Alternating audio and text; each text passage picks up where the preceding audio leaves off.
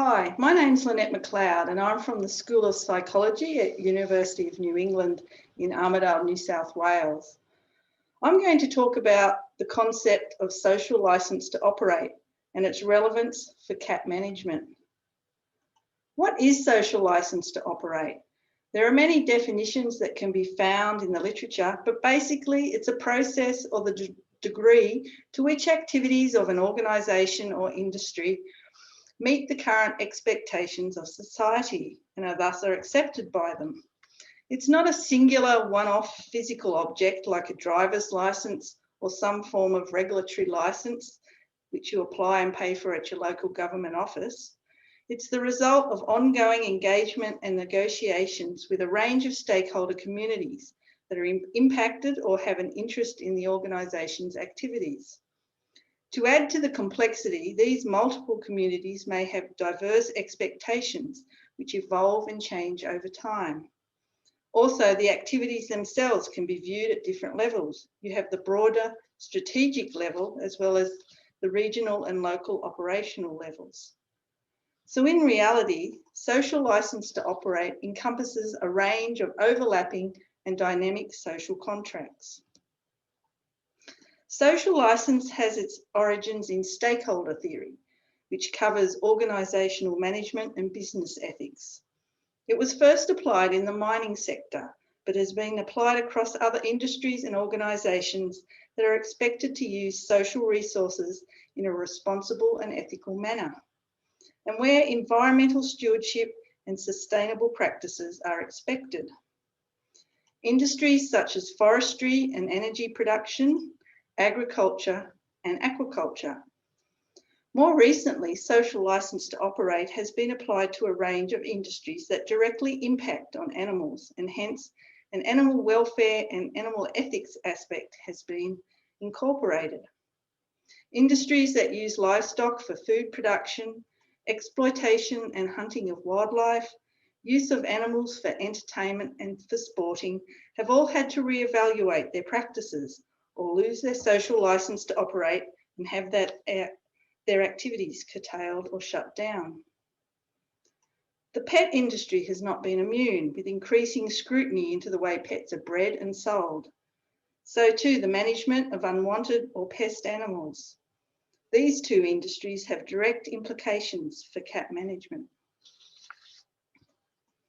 What are the requirements for gaining and maintaining a social licence to operate? Well, first of all, to be accepted, your organisation or industry needs to have social legitimacy. That is, your activities must have a justifiable purpose. They also must be credible. So you must be able to be believed in, dependable and reliable.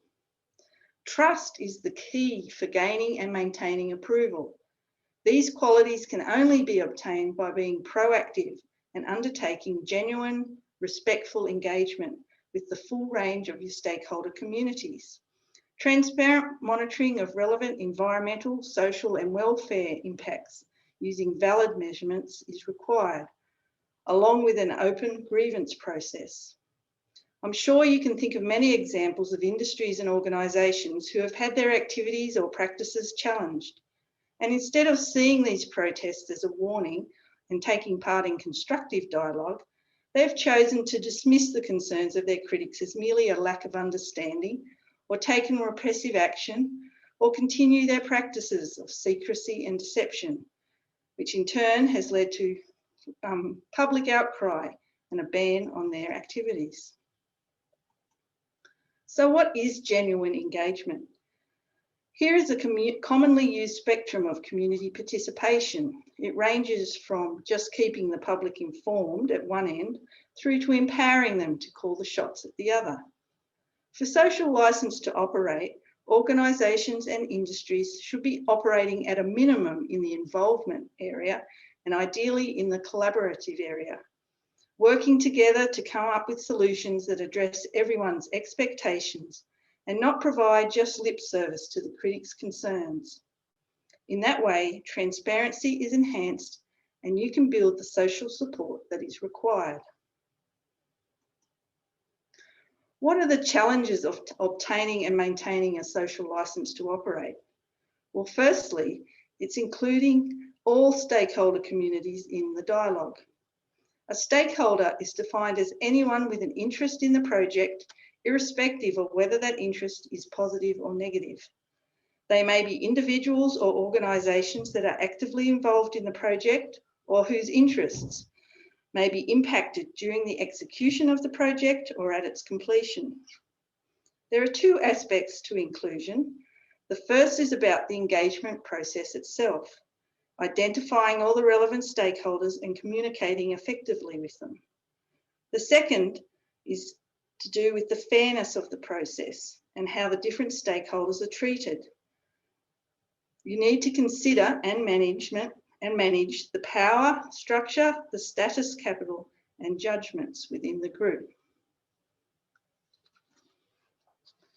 The second challenge is around gaining and maintaining trust.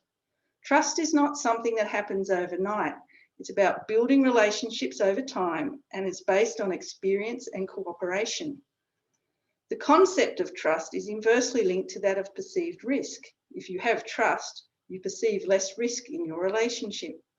The building blocks to gaining trust are reliability and integrity of the organisation or industry, of the individuals who work in the organisation or industry, and the knowledge. Knowledge is an important component and is also a component in the next challenge I'd like to discuss. Science. Science plays an important role in developing the knowledge that is used by many organisations and industries to defend their social licence to operate. It also plays a key role in the monitoring process, determining what is acceptable, sustainable, and so on. But this dependence can be a double-edged sword. As we have seen in recent decades, there is also a growing mistrust in science by the public that it is meant to convince, particularly the science associated with emotive or complex issues, where there are many opportunities for scientists to take issue with the findings of their colleagues. They can disagree about procedures for gathering data, the completeness or coverage of the data, how the data are analysed and interpreted, as well as the conclusions. Cat management, and in particular the question around the impact of cat predation, is one such hotly contested issue, with disputes within the scientific community being extensively reported to the public. The public's lack of understanding of how the process of science operates, that scientific consensus is rarely straightforward, and having differing opinions is part of the process, along with poor communication skills, can feed this confusion and mistrust. The next challenge is also pertinent to cat management, that of dealing with groups with seemingly irreconcilable views and historical tensions. As you know, we tend to categorise cats using subjective constructs associated with their closeness to humans or other anthropomorphically derived terms such as invasive or pest. Even though they are all the same species, we have our beloved pet cats, which we keep at home and allow to roam around our neighbourhoods. There are cats that live around human settlements but are not thought of as being owned pets, referred to as strays or street cats. And those that live independently of humans, the feral cats. There are different management practices depending on how the individual animal is subjectively categorised. Responsible ownership guidelines for our beloved pets, and a range of non-lethal and lethal management options for the stray and feral ones. Habitat manipulation, neutering, relocation, fencing, trapping, shooting and baiting. With such philosophical, ethical and moral differences in play, makes establishing a shared vision even more complex and challenging. The final challenge I want to mention is an organisation industry ability to keep abreast or even ahead of current social expectations. They need to be proactive so they can identify and address issues before they escalate, and they need to be open to change, not hide behind tradition and sentiments, such as we've always done things this way or it was good enough for my grandfather. Being proactive and genuinely engaging with stakeholders should not be confused with a PR exercise. As Jordan Hampton put it in his recent paper, engagement attempts to improve outcomes through dialogue with the stakeholders, whereas PR is just a monologue for the organisation reframing the issue in an attempt to prove their public image. So to summarise, to obtain and maintain a social licence to operate, you must have legitimacy, credibility, and be trustworthy. You can do this by engaging in genuine, respectful collaboration with all your stakeholders, not just the ones who you're familiar with or who will be positively impacted. And make sure all the stakeholders' voices are heard. For cat management, stakeholders include animal welfare agencies, cat advocacy groups, various government departments, environmental groups, and other land user groups, veterinarians and cat owners, as well as the general public. We should be also mindful of the subjective categories that are being used. If stray cat management is being discussed, it's important to have all cat interested voices in the dialogue. You need to set up valid monitoring of your activities and their impacts, whether that's environmental, social, or implications on animal welfare. Here, you may need to engage with appropriate professionals such as animal welfare scientists, social scientists, and ecologists. Be transparent in all your activities and monitoring, and have an open and fair grievance process. Importantly, be proactive. Be in constant communication with your stakeholders, and this will allow you to identify issues early and act before they become a major concern. So where has cat management got it right? A project that I've been personally involved with has been on Bruny Island. Bruny Island, which is situated off the coast of Tasmania, just south of Hobart, was one of the 5 islands that was selected by the Australian federal government from which to attempt to eradicate cats. This included feral, stray, and possibly domestic pet cats. The main industries on the island are farming and tourism, and aside from the unique animal and bird life that lives on the island, there are around 600 full-time residents, many who have pet cats. To their credit, the Canberra Council spent a lot of effort engaging with all of their stakeholders over several years. They set up an advisory committee which included representatives from all these groups. They listened to everyone's concerns and formulated a plan that was transparent and inclusive.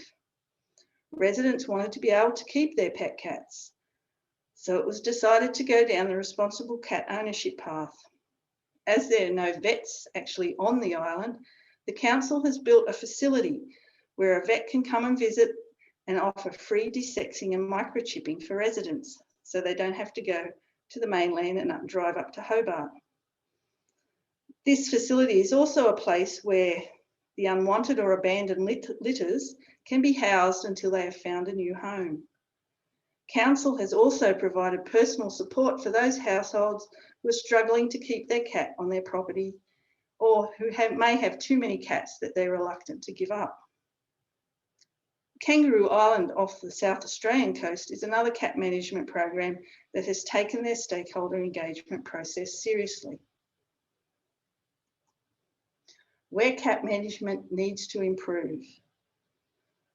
Although the projects I've mentioned have moved towards doing this, that is improving their engagement, we need to look beyond our labels and integrate the feral and stray management dialogue with the broader cat community.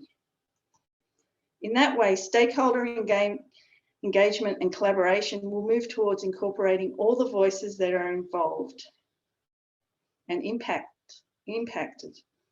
A recent example took place at the Port of Newcastle late last year. If you're not familiar with this case, the Port Authority commissioned a cat cull targeting cats living on the Stockton breakwall to mitigate the growing risk that these animals posed. This decision was made without any engagement with one of the major stakeholders, the Stray Cat Project, that had been working in the area for several years, catching, desexing, microchipping and providing ongoing care for these animals. This story, unfortunately, is all too familiar, especially when lethal control is seen as the quick solution. It's easier not to engage with stakeholders that have views that may challenge this. And in this day of instant social media, the lack of transparency can quickly backfire with the threat of severe consequences. There's nothing like pictures of severely injured cats to have the public turn against you. It's important that you engage and negotiate with all your stakeholders and that the dialogue is respectful and meaningful. There have been many critics of the social licence to operate concept. However, past events have shown that the risk of not engaging with this process and ignoring your stakeholder community, along with the almost instantaneous publicity that social media offers, opens up the real chance that your activities and even your organisation or industry can be shut down. And just to finish off, I've included a handful of helpful references if anyone is interested in reading further about the points that I've presented today. Thanks for listening to my talk and have a good day.